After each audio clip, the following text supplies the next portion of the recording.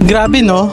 Yung taong mahal natin, sila pa yung nananakit sa atin. This is lesson number 1 of 30. Yung taong mahal natin, sila pa yung madalas na nananakit sa atin. But why? Bakit hindi yung ibang tao? Bakit hindi yung strangers? Bakit sila? The truth? Kasi sila yung pinapasok natin sa buhay natin. Sila yung pinagkakatiwalaan natin, and when they hurt us, hindi lang ang puso ang nadudurog, pati tiwala. Dati sila yung akala mo nagpapasaya sa'yo. Ngayon, sila na yung dahilan ng lungkot mo. Pero ito ang hindi natin napapansin. Minsan, hindi nila tayo sinasaktan dahil gusto nila. Nasasaktan tayo dahil may expectation tayo. Mahal natin sila kaya akala natin it should be like this. Dapat ganito nila tayo mahalin. Dapat ganito ang gusto natin at dapat sundin tayo nila. Pero tao lang din sila at minsan hindi nila kayang punan lahat ng kailangan natin. So what do?